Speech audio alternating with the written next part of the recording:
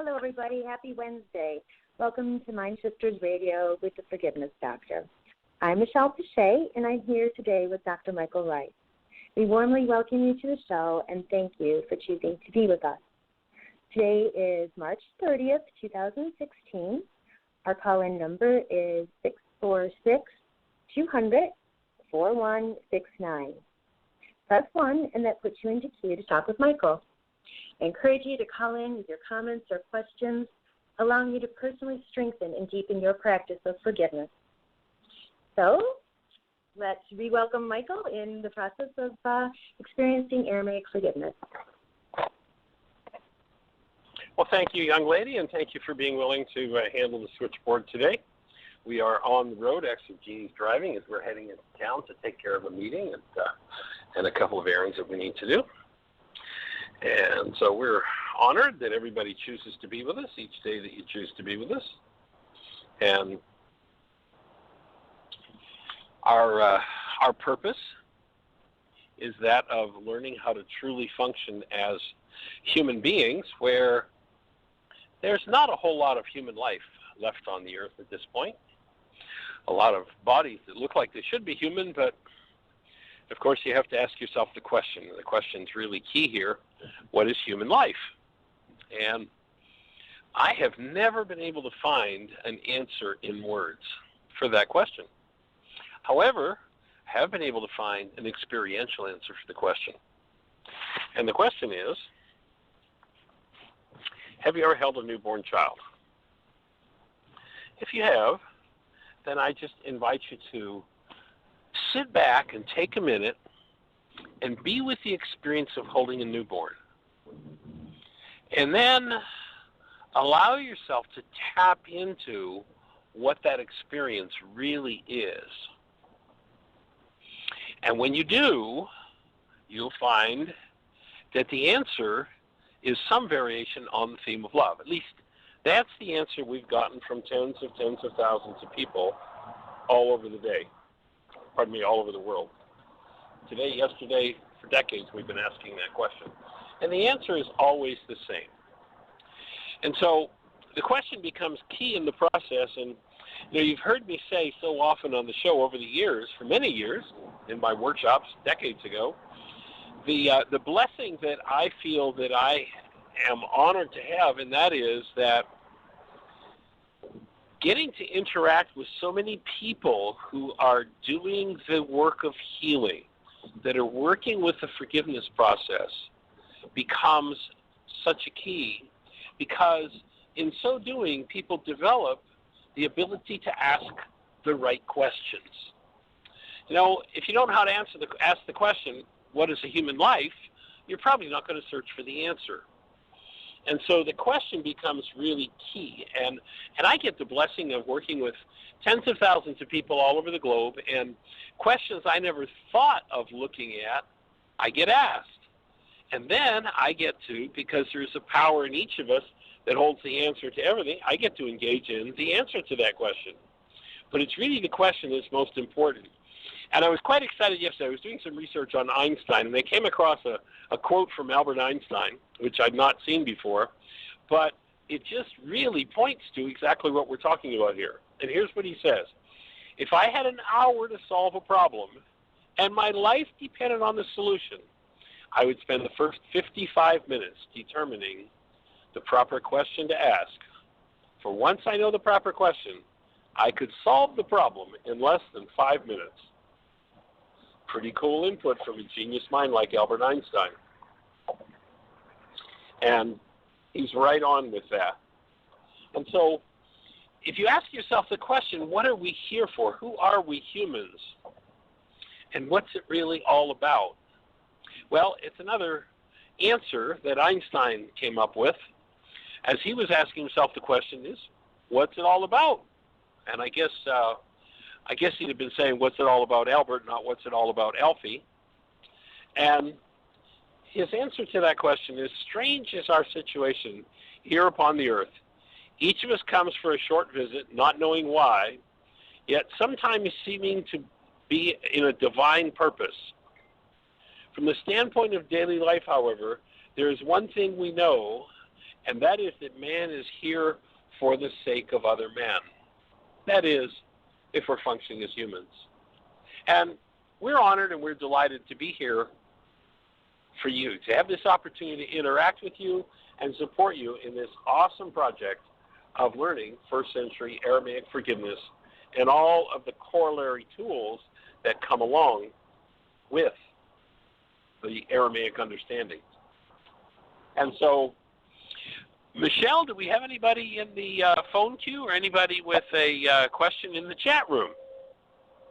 We do. We've got a caller in queue, and so I'll put on their microphone. It's area code 856. You're on the air. Who do we have, and where are you calling from? Hi, Michael. It's David from Pennsylvania. Ah, welcome. Thank you. Glad to hear your voice. Thank you very much. I'm glad to be on with you. As you and hopefully some of the callers will remember, I called in a couple of days ago and I got on at the very end of the conversation. So this is my recalling in. Right. Yeah, so I, just a quick recap, someone very close to me who I've known since she was a newborn had a psychotic episode Thursday, which I was the first one to kind of recognize, and then saw her in the hospital in that state.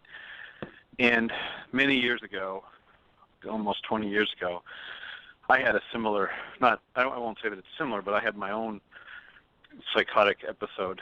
And so when I went to see her, I was in it brought up stuff for me that was, and I've been doing this work for quite a while, so I'm pretty adept at being able to say, okay, something's being resonated in me, triggered by the outside.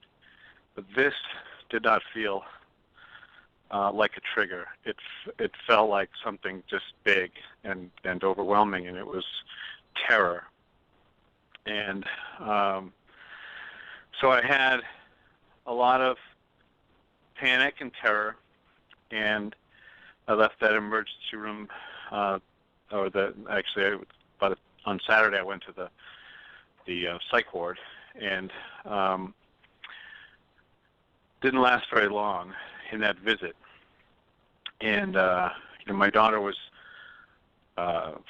relatively close. She was not close to this. She was in the very downstairs of the hospital. I had explained that this person had checked into a facility to kind of get some help with grieving because she lost a parent recently. I've also lost a parent recently, and also lost a job or separated from my job in February, and I've been home a lot. And so I think being home a lot and doing a lot of work like spiritual work and kind of work on psychology, some personal development stuff was all well and good during the day. But when this crisis hit, I had panic, like this was happening to me and not to her. And I talked to you, and I sent you a text. Is it okay if I kind of just summarize part of the text exchange that we had? Sure, please, go for it. So this was me writing to you, and this is about healing. And I want to say this first. I sent you a text just a few minutes ago saying that I would be on the call, but I was not in a state of crisis now. And then I opened a letter from the state about I've been selected to participate in a mandatory unemployment program for help, and they're like, we're looking forward to helping you find your next job. And I just saw you have been selected to mandatory, and I felt that panic again, that crisis. Bingo! Again. It was like, I don't know if I have like is this like a genetic memory of a draft letter? What is this? So like sounds like everything that had been opened up in the experience with your friend in the psych ward has left you in a rather tender place where that energy is just beneath the surface, and it has to do with threat. So just the perception that this letter might be of some sort of threat coming from the state. And it's interesting when we live in a world when there's a fiction, something that doesn't even exist, called the state, a fiction that men made up, and people hear from them and they automatically, it resonates terror for them. It's just an interesting dynamic.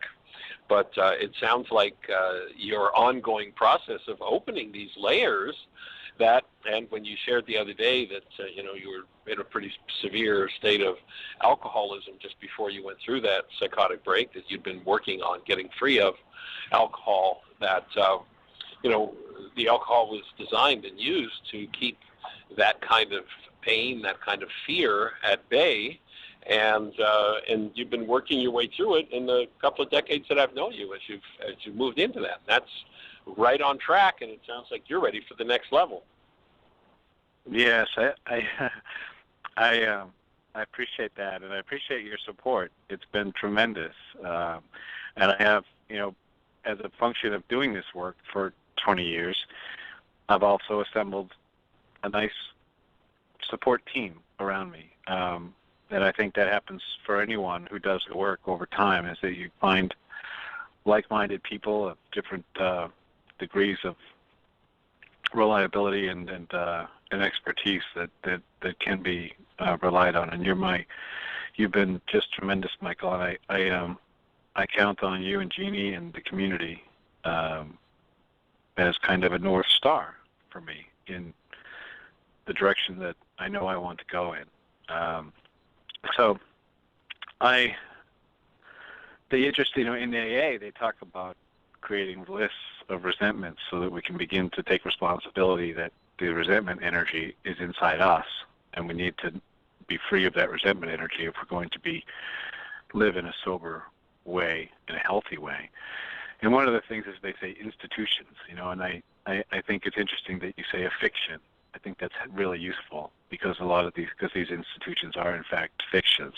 I can imagine going into the state, to this office, and looking at, we're only talking about a few $100s here that I've received from them at this point, and I can imagine going in there and explaining, and meeting with a person and being treated with compassion and being treated just fine. But that's not the response that came up when I saw the letter. It was just this, amorphous threat of a giant institution that could take my life or my freedom away, or my family and everything away. As they reach out to support you. As they reach out to support me, which is exactly what the program is designed for. And then I went to, must be in shame because I'm unemployed. And I know that I'm doing my work in the world just fine, but that energy, as you said, was right beneath the surface. Unless you have another thought, I'll just read the text from yesterday between you and I at 7. I sent it to you at 7:25 in the morning. Is that okay? Go for it, please. So I wrote, Hi, Michael. I had a sweet evening with my wife and daughter. This is because you had supported me the day before. So I was just I was reaching out to you the following morning. The fear/terror came on strong through the night. I sweated through my clothes and my sheets and wondered in moments if I ought to consider going to the hospital, but never got close to getting out of bed. I put a heating pad on my feet, which seemed to ground me. I just dropped my daughter off at her early morning lesson, and I can see a number of things that point to healing in process, not the least of which is that I got plenty of sleep last night. And for the first time in years, I went to bed calmly and quietly with my wife at 9:50, cuddling plenty, and the important part, leaving my iPhone downstairs and not using any headphones. This is some part of the text. This is me making a side observation, which is in moments of intense healing, these are the kinds of things that I've learned to kind of have checkpoints, to be looking for checkpoints. Am I in healing or am I in trouble? And the healing, and the fact that I was able to say, okay, I got sleep, I cuddled with my wife, I went to bed and then it was just huge for me. It's been years since I've gone to bed without my phone by my bed or headphones. So going on with the text, also my holistic... Well, let me before you move on from that, let me just, about your side note. So then, would having the phone by your bed or a headset, is that kind of like a safety blanket, something that you perhaps even almost addictively use to feel safe? I think it's an addiction, and it's I hadn't given it much thought. I had never thought I shouldn't have this here. I just thought, this is, it might be part of kind of this obsessive need to fix myself. I'm going to have a blanket. I'm going to have a blanket here. I'm going to have the phone here to listen to some kind of motivational or some kind of healing, some kind of meditation or something. But then it would also be, particularly since my mom died, I found myself checking Facebook and checking, messages a lot. And so it was kind of an addictive, and also kind of, I don't want to deal with myself. I don't want to discover what I'm going to discover by lying here quietly. So that sounds like the layers. I think you're right on track with your assessment that the layers of healing you're going through, there's stark raving terror, and then I don't need my cover. I don't need my distraction. To me, what that says is you peeled off a layer, and so at another level of comfort with just being with yourself and being able to be with what's inside. So, I think you're right on. That's a powerful sign that you're on track. Thank you. And also, so going on with the text, I just wrote that also I have a holistic medical practitioner who told me that I was, had done a lot of healing and that I was in great balance in my nervous system and my energy. And that was kind of a thing to remind myself that, hey, I'm not the same guy I was 20 years ago. I'm not in the same place, not even close energetically or in terms of my ability to be with myself. And I think, when you were talking to Captain on the last call that I was on, you were speaking with Captain before. Right. And you talked about the core fear of that time of disconnecting from our spiritual essence, disconnecting from ourselves. And that seems to be what this terror relates to. It seems to be about that idea of the threat of insanity being the threat of disappearance, the threat of I won't be me, I won't be here anymore. There will be no more Ron, no more David. And that is, what concerned me, The name of my holistic health practitioner is Ron, so I got confused. But there'll be no more David. And I hear you. Yeah, and so I've been using a lot of cayenne pepper, drinking tea, and practicing being grounded.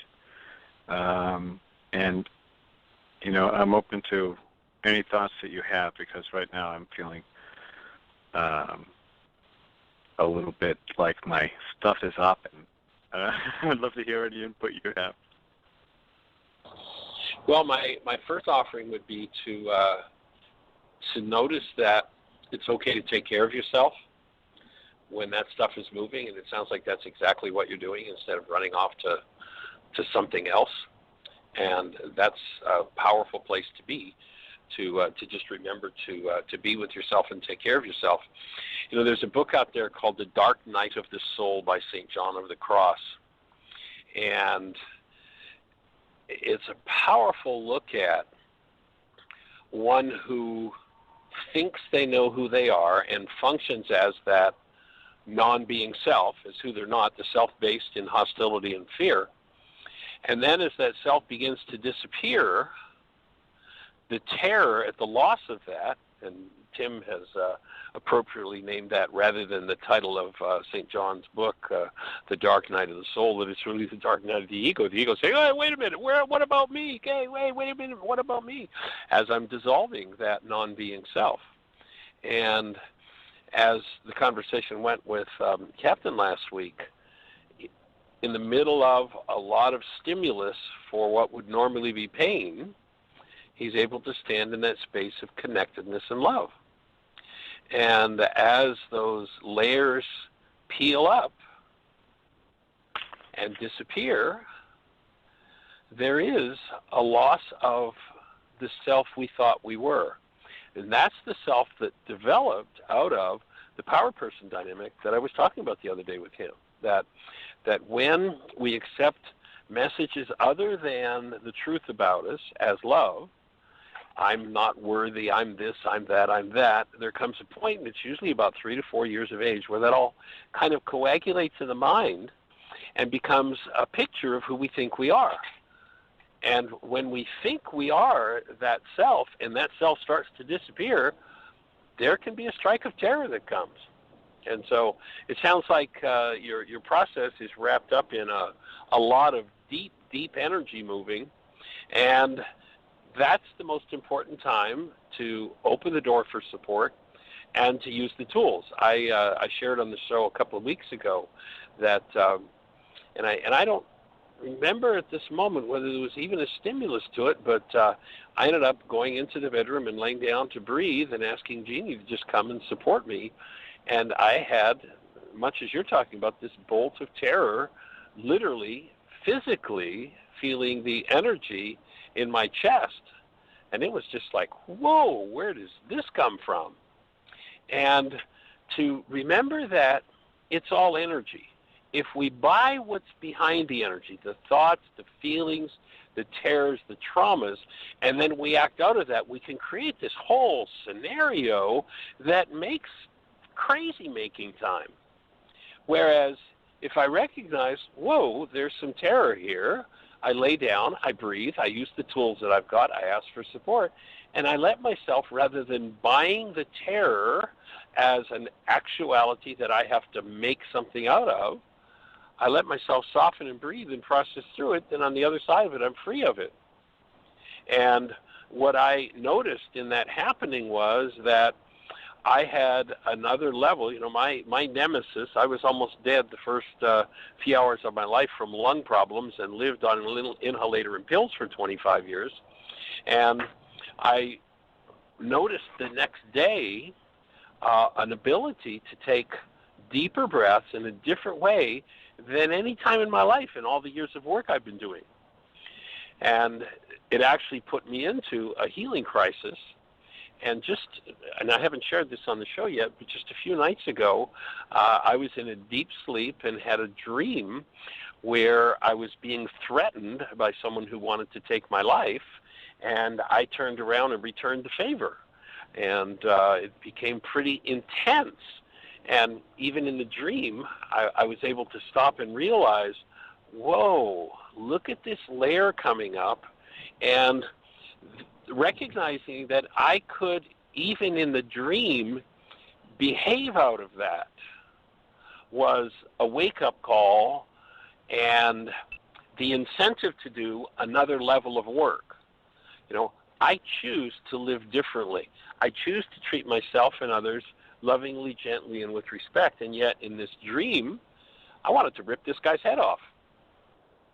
And to me, that was simply a call to do another piece of my work on vengeance, which has been another one of my perennial issues to keep working through. So, what am I going to do with the energy? If I let it run me, I can go into crazy time. If I'm conscious, observe myself, you've heard us talk about it a lot, become the thinker apart from the thought, the feeler apart from the feelings, the actor apart from the actions, and know this is an energy that I can take charge of and move through, and I don't have to I don't have to do what it demands I do or feel what it demands I feel. I just need to be with it and embrace it. So it sounds like you're doing an awesome job of that. You've got your wife there supporting you, and here you are with us. You've got Dr. Ron with you, and I know he's an awesome healer. So it sounds like you're right on track for the next level of cleaning up your world and your life, and for opening the space for this person who had this psychotic break to do the same. Thank you. And I was dealing with two other people that are close to this person this morning, and I was moved by my own ability to offer them support. Like, I was in such a state of availability and kindness for them without having to go into coaching mode, but just to help them acknowledge, kind of what they were sharing with me, and give them just a gentle kind of idea on how to move through the day. And so that was another sign that I was on the right track. If anybody wants to understand more about that process, they can go to Why Is This Happening to Me Again, the book, and just read the chapter on healing crisis. It's one that I have internalized over the years. I spent some time this morning, and I spent an hour or two on a single worksheet. And in the midst of the worksheet, I began to do a mind shifter. And because I was just having trouble developing the thoughts, and what it came to was the idea that, and my worksheet was just about, all I wanted to do was enjoy the process of creating the day. Now I have the worksheet in front of me. Being here in my body and creating in my life today was 1C, and which is the object of my attention. And I wrote down that I was afraid to go crazy. I had a thought that I was afraid to have too much time, afraid to have not enough time, afraid to not getting the right things done. And I know each of those thoughts is a separate worksheet. When I got down to how I wanted to punish, I said by getting sad or doing overwhelmed, which in the past I wouldn't have thought of those as a way to punish, but they're just ways to avoid. And then the way to punish myself would be to be getting mad. And then the goal that I chose, and I'll invite your feedback is of course why I'm open to any feedback that you have. The goal that I selected or discovered was I wanted to experience ease and pride of accomplishment. Ease and pride of accomplishment. And I couldn't believe it when it came out, because, and that's what sent me to doing the mind shifter, because, and I wrote, I always experience ease and pride of accomplishment. And what I discovered is that those ideas of ease and pride of accomplishment are absolutely set up in my mind as enemies. That, if I tried to say that having ease and pride of accomplishment, I'd get attacked by a power person coming at me, that a bomb might go off, because the world completely rejects. These are some of my thoughts on the right-hand side of the mind shifter. The world completely rejects this. Just the whole idea that it has to be,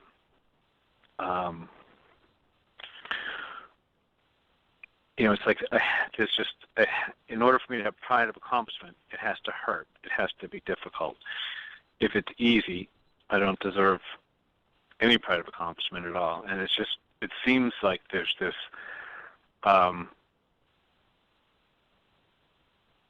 major conflict there. Is that a family motto? Life's got to be tough?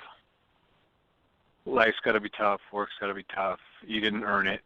I was playing golf the other day with someone who kind of understands me and my approach to life, and there's a play in golf where you hit a nice shot. And this is a family motto, at least on the golf course for us. I don't know how other golfers function, but in my family motto, it was, I hit a beautiful shot. It's like, oh, well, don't blow it, or it doesn't count if you don't make the putt. It doesn't count. So it's just always a way to put it down, destroy the good positive feeling, and that a pride of accomplishment. First of all, it comes up as that's a sin. It's a sin to have pride at all, and that then the idea that I could have pride of accomplishment, ease and pride of accomplishment is like worthy of a major attack, just for having that thought. Right. If you look at, take a kind of a synopsis of what you just said, the punishments of sadness and overwhelm and anger, and then ease and pride of accomplishment. If you put that all together and you look back to the days when you were drinking a couple decades ago, would they be the things that you'd find yourself wanting to relieve yourself of by taking a drink? Oh yeah. Absolutely. So being Recovery Wednesday, it sounds like you're just at the next depth, or the next level of vitality that empowers you to go to the next depth of what it is that needs to be healed. And God, Michael, that's I just have part to of the speak. process. I just have to speak because there's so much garbage in AA about the fourth step. People, and I always, there's so much garbage, and you can tell I have some intensity about it. It's just people say, people act like the fourth step has got to be this arduous, awful thing, and I've been one who kind of evangelizes against that. That no, the fourth step. But the fourth step, for those of you who don't know, is where we take an inventory, a personal inventory of our lives, and there's just all this nonsense in it. Notice the word that goes along with the inventory. A fearless inventory. Right. Fear. And so it says that's fearless. The vibration. The vibration is fear. Correct. Yeah. And so it sounds like this person who went through the episode has given you a pretty powerful gift of taking you to the next depth and right back to those early times when those things weren't too easy to deal with. So it sounds like just right on track. I'm just enjoying a bit of a release from a breath here, but thank you. Awesome. And, Gail has been with us through all the 12-step work that we've done, and I'm not sure if she's here now. If she is, Gail, do you have any input?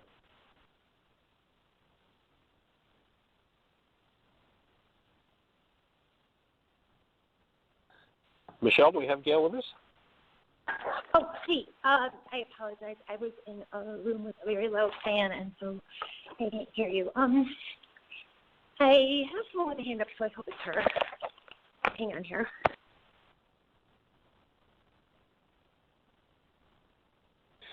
And maybe while you're looking there, Jeannie's got her hand up at 423 number, and she had a thought or a question for David as well. So maybe tap her in, and then we'll see if Gail is there. Yeah, I'm here. I'm here now. Do what you need to do. I didn't understand the speech. It was muffled. Go ahead, Gail. Jeannie's not turned on yet. Okay, I was just thrilled with all the processing that was going on with David, and how he correlated everything that was going through with the fourth step. I didn't know what the question was or what you wanted me to comment on. I was just wondering, Gail, if you had any input since we'd brought up the fourth step and looking at that idea of a fearless inventory, and how that all connects. just whether you had any thoughts or input on it. I do. It connects beautifully. I think the 4-step inventory, and we call it the fearless moral inventory, and what that has been defined for me as meaning is fact-finding, fact-facing mission, going inside, examining our thinking, and then talking about our thinking errors in step 5, and then releasing those in 6 and 7. We're asked in step 6, are we ready to let go of whatever we found that is objectionable? And I usually do a resounding hell yeah, because my thinking isn't working anymore. The thinking that I examined in my 4th step. What we examine in our 4th step is our resentments, our fears, our sex conduct, which is basically self-centered fear and sex conduct, selfish sex conduct, which produces a lot of shame, guilt, and remorse, and then harms them to others. And then we look at our resentments, and like David said, we take responsibility for the fact that our resentments are ours. That's our thinking. That's an internal process. And we look at our thinking, and we see the patterns of thinking, because kind of like what you say, Michael, you say, I've been through this experience 87 times with 42 different people. When we list our resentments, we find out that we have a tendency to replicate the same experiences with the same people. They might have a different name and a different address, but we have a tendency to relive those experiences. And it comes down to power person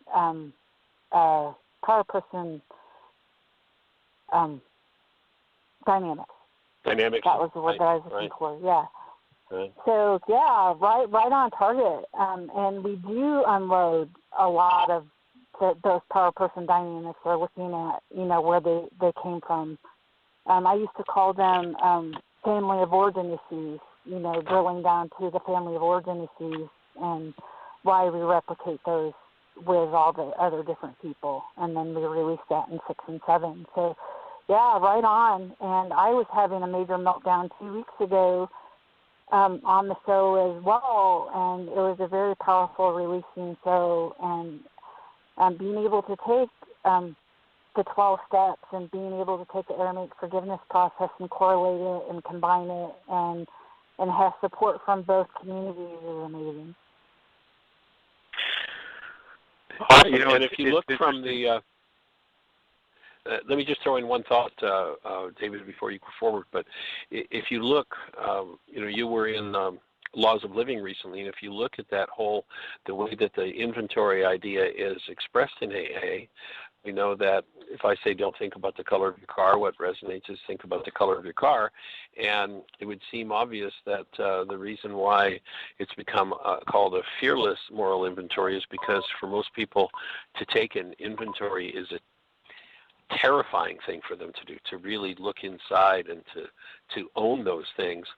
And so the attempt at being courageous has turned into a reflection in regulatory speech of is still connected to fear. And maybe for individual practitioners working with the 12 steps to encourage people to take a courageous inventory and to really let go of that fear becomes, and that might actually be one of the biggest pieces in the inventory, because all of the insanity is based in fear, is to really be able to take an inventory of the fear that people have, and instead of pretending fearlessness, if it's there, to just own it. And it sounds, David, like that's exactly what you're doing with this whole process.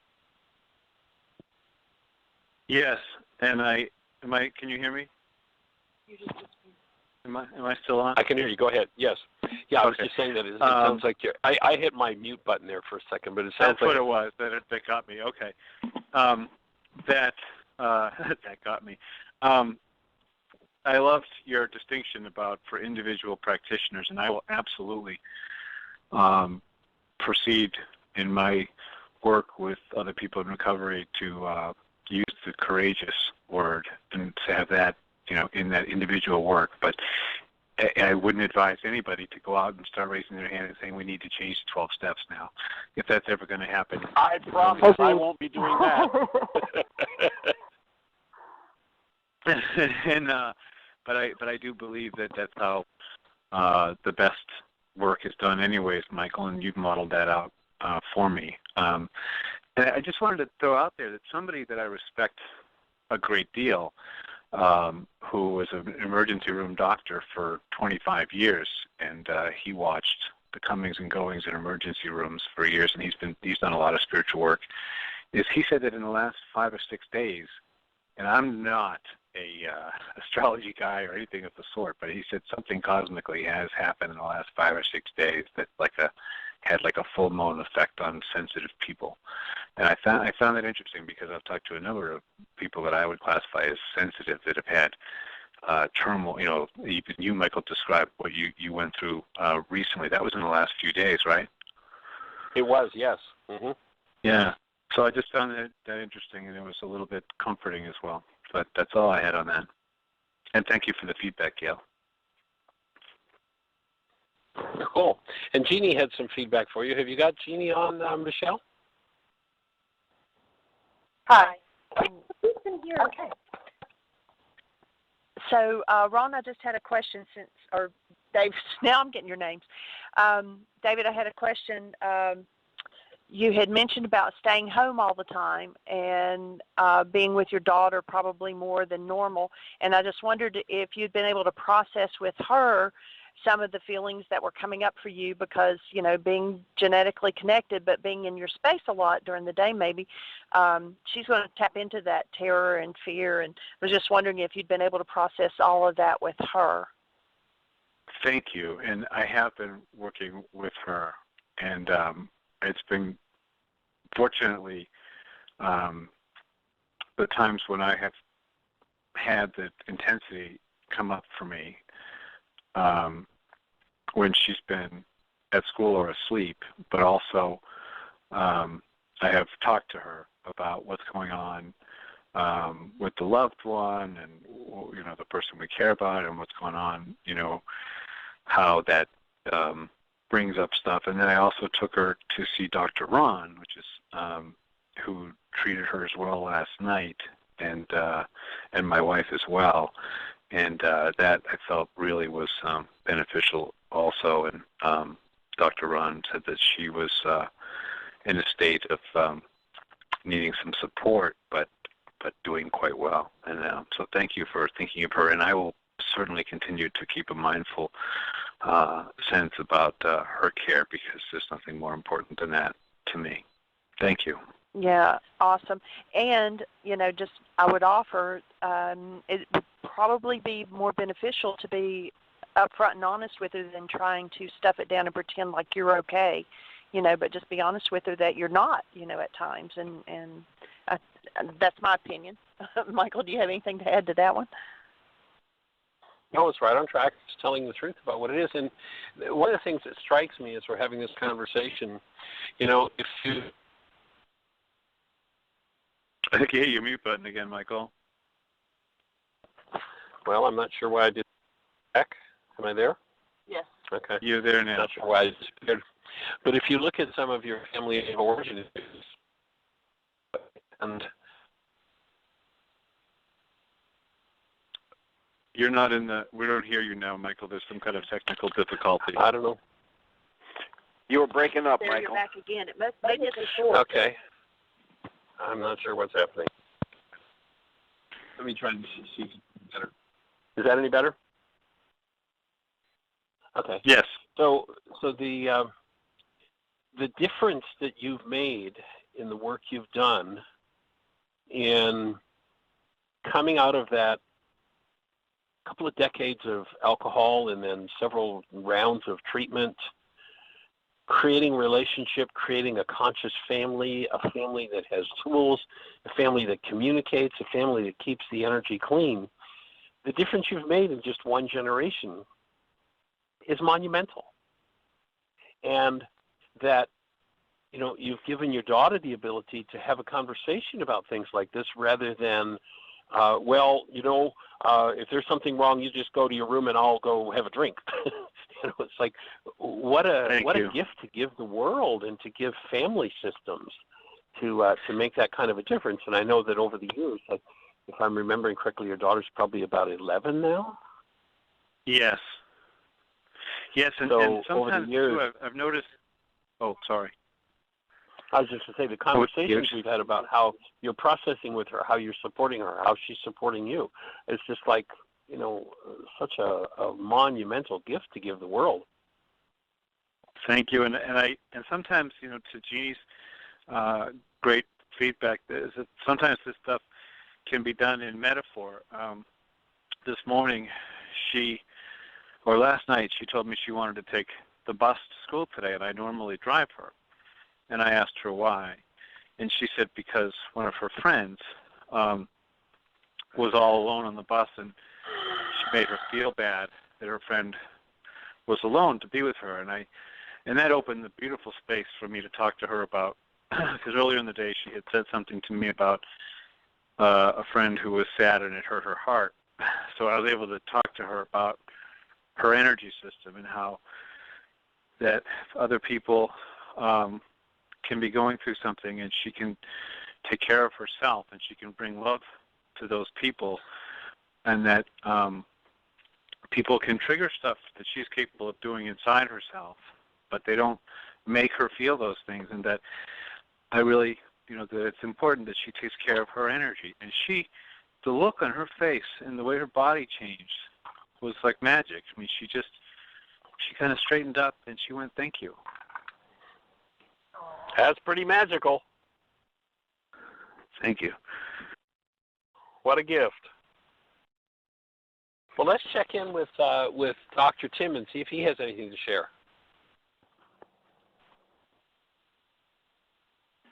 It's a pretty tall order to ask somebody to add to perfection, which is what I would classify this call as so far.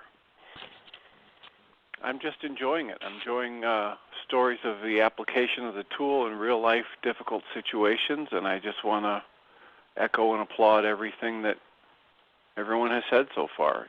Using the tools and being honest about what's going on for me in the moment. I really want to echo what Jeanie said about so many parents think they have to be strong for their children and hide stuff, hide their reactions and emotions. And all that does is isolate their children in a sea of the energy, with the only possible conclusion being there must be something wrong with me because I'm the only one who's upset in this. So I would strongly recommend continuing what you've already done and just be honest and keep applying the tools. And I'm enjoying the show. Awesome. Thoughts for David? Hello, Michelle. Are you there? Are you mute challenged? I'm here. I heard you saying something about David. So, yeah, I was just wondering if you had any more input for the conversation from your perspective and your work, your practice. I'm kind of in Dr. Tim's camp as far as that goes. However, I will tell you there's a related question in the chat room right now, and it's along the line of a mind shifter who is in relationship chronically with people in active addiction and falling into that codependent enabling type of pattern, and is working tenaciously on uncovering and utilizing the worksheets. And so I think they're interested in really amping up their process related to changing and healing that dysfunctional behavior. Well, if a mind shifter specifically was being asked for, I would say that something along the lines of, it's safe and healing for me to do my work in every circumstance would be a place to open another practice in the mind for wherever I am, whatever's going on in my world, I can do my work. whatever anybody else is doing. If someone else is actively practicing some sort of an addiction, and I'm in perfect peace, then I'm in a good place. But if I'm not, that's the space where I want to do my work, to keep looking at, so often, and the more I think about it, and I just introduced this last week, a new word I've coined, and I've been using it for myself and found it to be useful, is that when I say I've got an emotion going, I've got hurt, I've got sadness, I've got fear, whatever, and I can still hold to the belief somewhere, somehow, that that's caused by somebody else. They made me angry, they made me sad, they made me afraid. But when I recognize that the energy moving in me is an energy in motion, and it's a dis-ease energy, and I realize it's a dis-motion, I found for myself personally, when I want to talk about something or somebody else, and that's moving in me, it's helped me to short circuit and go back inside, to go back to the source of what's going on in me, rather than taking the long circuitous route of talking about somebody else. It's like, well, there's really nothing for me to say about you. I have a dismotion moving in me. I think I'll go inside and clean it up. And to me, it opens a whole other level of space. And so that mind shifter might be useful for dealing with any dismotions you have around people who are actively addicted. Go ahead, Michelle.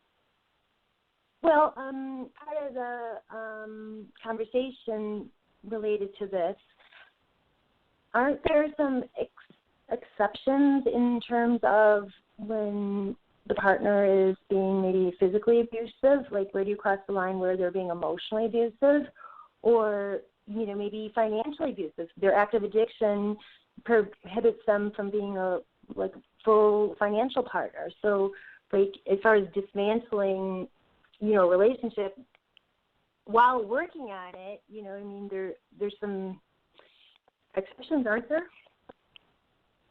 Well, my take would be there is never an exception if there's a dismotion moving in me, a dis-ease energy, motion, something in motion in me, then I want to be cleaning that up, whatever everybody else and anybody else is doing. Now, if I'm in a situation where somebody's being physically abusive and I'm being threatened, I'm going to do the work on my dismotions, and I'm going to move out of the space. I'm going to find a way to make sure that I'm safe and secure and taken care of.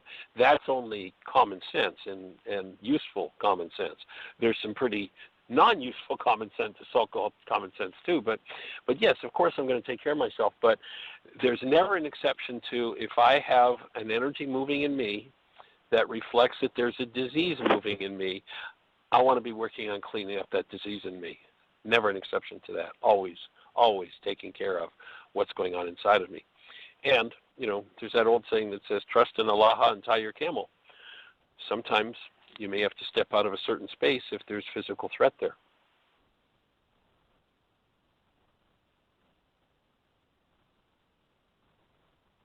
Does that get to what you were looking for, Michelle? I just texted the person to just clarify if there, if that was enough, if there's any additional questions. I actually wrote them, how I would do it. Cool. Well, what about the but? So I hear what you're saying about keeping yourself space, and in order to make a healthy choice, it needs to be coming from Lakma, and getting there is through a worksheet. So that certainly all makes sense, because obviously you've got an opportunity, golden opportunity here. So unless there's, she might give some more feedback, but there was another caller here with the hand up, area code 954. Shall we turn that on? We've got 5 minutes. I'll tell you what, let's just check and see if Ron has any, or Dr. Ron, thinking Dr. Ron, if David has any other thoughts for us before we move to another call, or any other support we can give you. I am delighted with this call, honored to be part of it, and would like to hear what the next caller has to ask. Awesome. Let's go for it. 954, you're on the air. Give us a name. Where are you calling from? Mike calling. How are you? I'm good. Can you hear me? Monica. I Yeah. can hear you loud and clear, Monica. Good to hear your voice. It was good to talk with you yesterday. Yeah, I just, today has been amazing. All the calls this past week have been amazing. Yesterday was unbelievable. I'm in hospice in care at the moment. I'll be going home tomorrow. And in the interim, fabulous. They sent me a beautiful surprise, a massage therapist who had never heard of you before, but she has been practicing a lot of what you're talking about. She went into spontaneous still point on her own, just doing personal exploration years ago. And we were sharing amazing things. While she was giving me this massage, I was in terrible pain. And by the time she was done, I was breathing again and just in a whole new place again. And I felt so wonderful. And during the night, in the midst of this feeling wonderful, there was this little kernel that I had not noticed, I guess, of just dissatisfaction or unhappiness or whatever. And I've been experiencing all week this stuff coming up, being really, really, happy and unhappy. And I understand totally that it's down to stuff I've created, down to stuff that I put there so I can work it out. And having worked it out, then the next thing comes up, and the next thing comes up. So this morning there was an opportunity, if you want to call it, I call it an opportunity, to have a little intense mix-up with one of the people working here, and it was bad and good at the same time. It was bad, and the feeling was bad, but great, and that I recognized totally that it was something that I needed to work on, that I created about abandonment and about revenge and not getting my way and control and all that good stuff. And now I feel that edge starting to come up. I know something else is moving further, and I can't wait for the next piece to come. I'm just enthused. I don't know how else to put it. That's awesome. That's awesome, and I acknowledge you for drawing somebody that has that kind of awareness, that when you're in that kind of intense, physical pain, that you've got someone there who can really hold that space and be that space of love with you to move through and work through that is pretty awesome. Yeah. Very, very blessed. And good I know breath. There's more to come. Yeah. So I had to put myself in a situation where I was bedridden, unable to use both of my arms. So I would sit still long enough. Regulatory speech has been something I've been very aware of the past day. And I find not having any input, I don't need to have conversations with people now. I need to listen to the conversation that's already going on inside and see where that's taking me, and then truly listen to what others are saying and where they're saying it from, because it's always a reflection in two directions. Not just from one person to another, but back and forth. And it's a new opportunity to find something for both. Awesome. And yes, to be able to go inside and be with yourself is a huge gift. Awesome. And yes, to be able to go inside and be with yourself is a huge gift that, I think most of our Western culture, our so-called culture, has been set up to avoid having to do that. And so it sounds like you've put yourself in a position where you have to do it, and I acknowledge you for going for it. Yeah, just pray for more opportunities, going to keep listening, and obviously not being able to write, I can't write out the worksheets, but I know them mentally, and I've got them available on my iPod, and I'm just doing them verbally, mentally, every day, through the day. Fabulous. Well, we're here holding the space and delighted to hear your voice any and every time we get to hear your voice. And I'm looking forward to getting that letter about Brandon. In the meantime, we're down to just the last few seconds. So I'm going to say thank you to everyone for participating in the show. And if it's meaningful to you, if what has been said here has been meaningful, please, there's an MP3 that will be available shortly. Pass